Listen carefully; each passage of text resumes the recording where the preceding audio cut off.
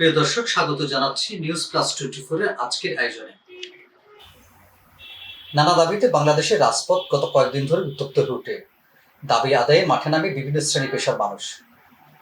এর মধ্যে সরকারি কর্মচারীরা গত কয়েকদিন ধরে সচিবালয়ে ব্যাপক বিক্ষোভ সমাবেশ করেছে। শিক্ষকদের চোখে বঞ্চনার আগুন, সরকারি কর্মচারীদের মুখে অবিচারের ভাষা, এজন্য গভীর অনিশ্চিত যাত্রা বাংলাদেশের। এর মধ্যে কিছুটা স্বস্তির খবর হচ্ছে, সরকারের উচ্চ পর্যায়ে আলোচনার পর সরকারি কর্মচারীরা তাদের আন্দোলন স্থগিত করার ঘোষণা দিয়েছে। এদিকে নির্বাচন নিয়ে সরকার এবং রাজনৈতিক দলগুলোর মধ্যে টানাপোড়েন ক্রমশ বাড়ছে। বিকেলে ঢাকায় সংবাদ সম্মেলন করেছে বিএনপি। ডিসেম্বরের মধ্যে জাতীয় নির্বাচনের রোডম্যাপ ঘোষণার দাবি জানিয়েছেন। অন্যথায় জনগণের দল হিসেবে বিএনপির পক্ষে সরকারের প্রতি সহযোগিতা রাখা কঠিন হয়ে পড়বে বলে হুঁশিয়ারি দেওয়া হয়েছে।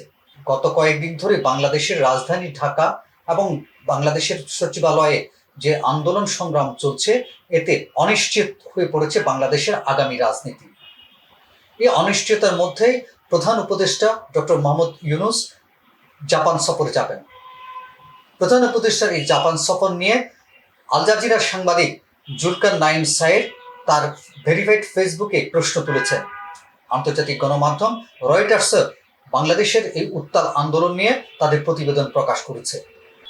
জনপ্রশাসন মন্ত্রণালয়ের নতুন অধ্যাদেশে বলা হয়, প্রশাসনিক প্রক্রিয়া ছাড়া বরখাস্ত করা যাবে অসৎ আচরণকারী সরকারি কর্মচারীদের। এই সিদ্ধান্তে সচিবালয় জুড়ে ছড়িয়ে পড়ে বিক্ষোভ আন্দোলন। বিক্ষুব্ধ হয়ে ওঠে সরকারি কর্মচারীরা। গেজেট প্রকাশনের পরদিনেই কাজ বন্ধ করে দিয়ে তার রাস্তায় নেমে পড়েন।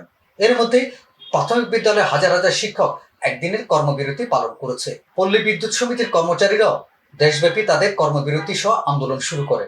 আন্দোলনের এই পর্যায়ে এসে সরকারের পক্ষ থেকে তাদের সাথে আলোচনা শুরু করা হচ্ছে এবং এর মধ্যে একটি কমিটি গঠন করা হচ্ছে।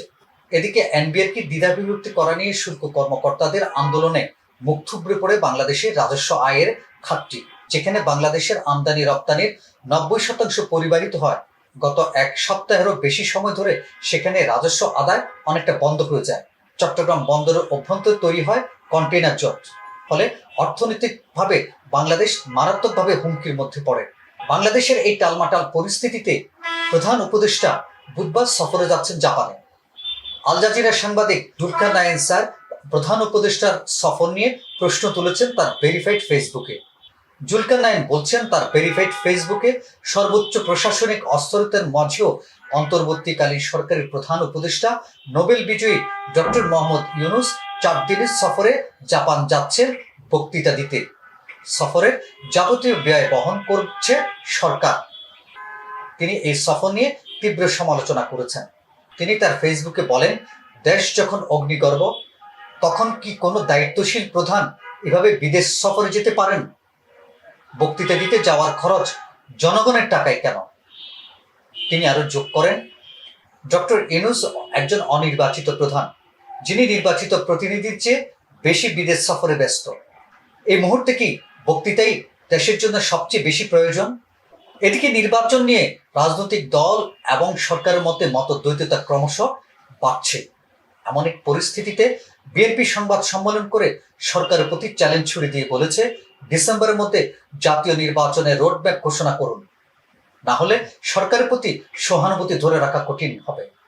তাই আমরা একটি সুষ্ঠু, অবাধ ও নিরপেক্ষ নির্বাচনের মাধ্যমে ডিসেম্বর 2025-এর মধ্যে একটি জাতীয় সংসদ গঠনের জন্য অবিলম্বে সুনির্দিষ্ট রোডম্যাপ ঘোষণার দাবি জানাচ্ছি।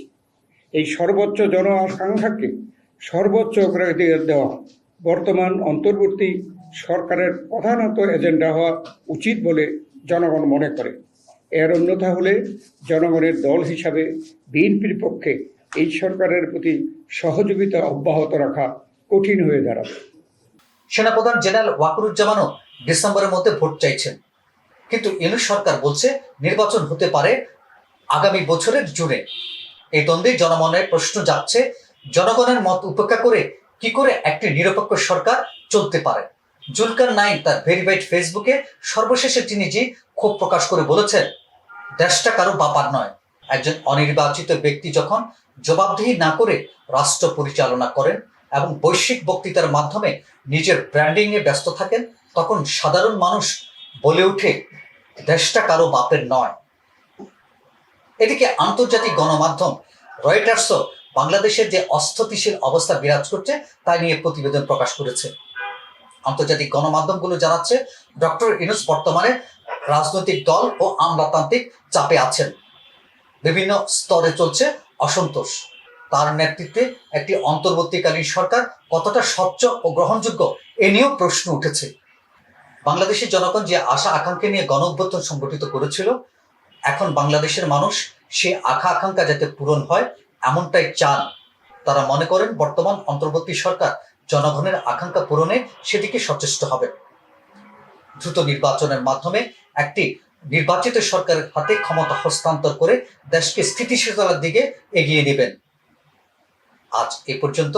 আগামীকাল কথা হবে অন্য কোনো বিষয় নিয়ে। নতুন নতুন তথ্য পেতে নিউজ+24 এর সাথে থাকুন। ভালো থাকুন, সুস্থ থাকুন।